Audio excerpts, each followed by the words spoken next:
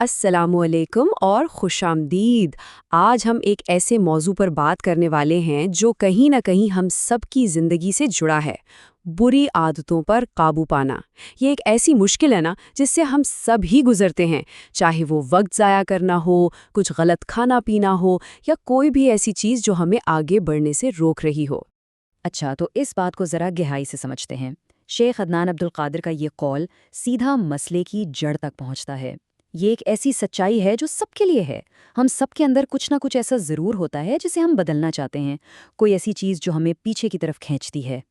اور دیکھیے، یہ کوئی معمولی باتیں یا چھوٹی موٹی پریشانیاں نہیں ہیں، یہ عادتیں ہماری زندگی کے ہر پہلو پر بہت گہرا اثر ڈال سکتی ہیں، ہمارے کام سے لے کر ہمارے خاندان تک، ہماری ذہنی صحت سے لے کر ہمارے مستقبل تک۔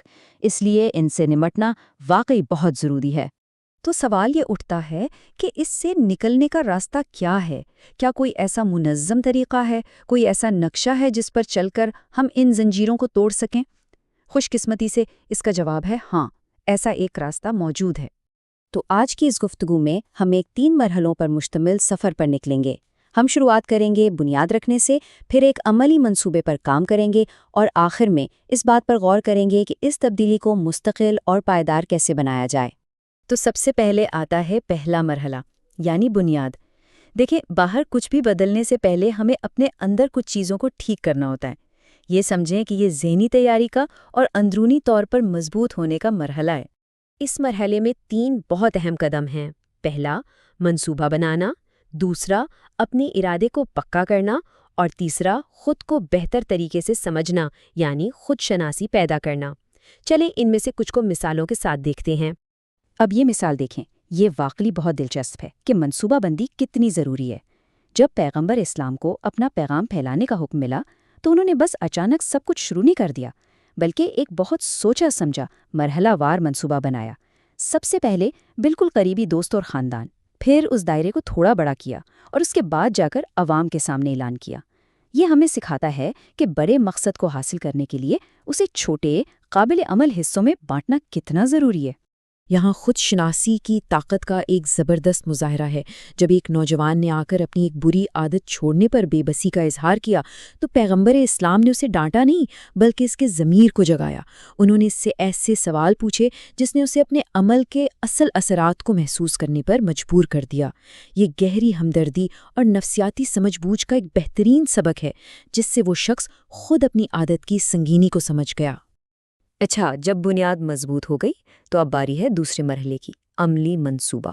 یہ وہ حصہ ہے جہاں ہم سوچنے سے آگے بڑھ کر اصل میں کچھ کرنا شروع کرتے ہیں، یعنی حقیقی اور ٹھوس قدم اٹھاتے ہیں۔ اس مرحلے کے جو اہم ستون ہیں وہ یہ ہیں: آہستہ آہستہ تبدیلی لانا، کام کو فوراً شروع کرنا، اپنے آس پاس کے ماحول کو بدلنا اور بری عادت کی جگہ کوئی اچھی عادت اپنانا۔ اکثر لوگ یہ غلطی کرتے ہیں کہ وہ کسی بری عادت کو ایک ہی جھٹکے میں، ایک ہی دن میں چھوڑنے کی کوشش کرتے ہیں، لیکن یہ طریقہ اکثر ناکام ہو جاتا ہے۔ یہاں آپ دیکھ سکتے ہیں کہ آہستہ آہستہ تبدیلی لانا کیوں بہتر ہے۔ یہ طریقہ قابل عمل ہے، اس سے پائیدار عادتیں بنتی ہیں اور یہ آپ کو ایک دیر پا کامیابی کی طرف لے کر جاتا ہے۔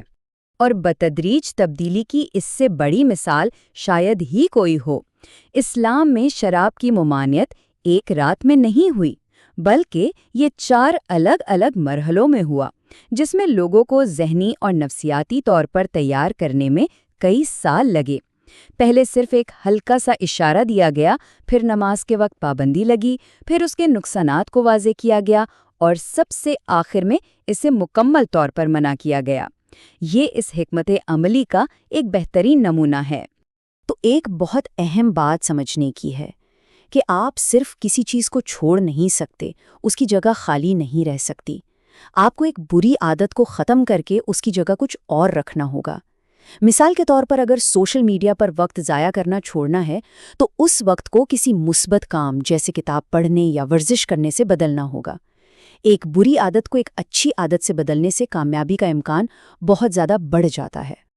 اور اب ہم آ گئے ہیں اپنے آخری مرحلے پر، یعنی تقویت۔ تبدیلی لانا ایک بات ہے، لیکن اس پر قائم رہنا ایک بالکل الگ چیلنج ہے۔ یہ مرحلہ اس بات کو یقینی بنانے کے لیے ہے کہ ہماری کی ہوئی محنت ضائع نہ ہو۔ اور اس مقصد کو حاصل کرنے کے لیے ہمیں صبر سے کام لینا ہوگا، خود کو شاباشی دینی ہوگی، دوسروں سے مدد لینی ہوگی اور ہاں، دعا کی طاقت پر بھروسہ کرنا ہوگا۔ دیکھیں، صبر تو یہاں کلیدی حیثیت رکھتا ہے۔ ماہرین کا کہنا ہے کہ کسی بھی نئی عادت کو پوری طرح اپنانے اور اسے اپنی زندگی کا حصہ بنانے میں اوسطاً 66 دن لگتے ہیں۔ تو جلدی مایوس نہیں ہونا ہے، یہ ایک لمبی دوڑ ہے، کوئی 100 میٹر کی ریس نہیں۔ خود کو وقت دیں اور مستقل مزاجی دکھائیں۔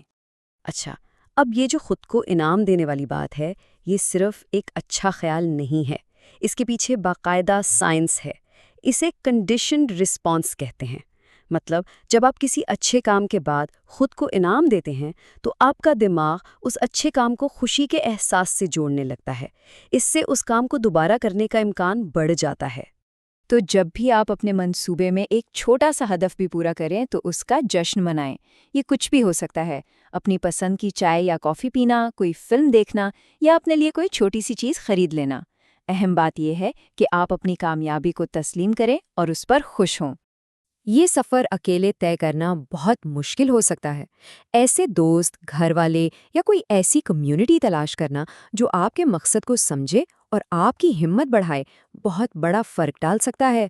وہ آپ کو جوابدہ بھی رکھ سکتے ہیں اور مشکل وقت میں آپ کا سہارا بھی بن سکتے ہیں۔ اور آخر میں سب سے اہم قدم، ساری منصوبہ بندی، ارادے اور حکمت عملی اپنی جگہ، لیکن اصل طاقت اور مدد تو اللہ کی طرف سے آتی ہے۔ اس سے مدد مانگنا، اس پر بھروسہ کرنا کہ وہی آپ کو طاقت دے گا، اس پورے عمل کی روح ہے، کیونکہ حقیقی اور دیر پا تبدیلی صرف اور صرف اسی کی مدد سے ممکن ہے۔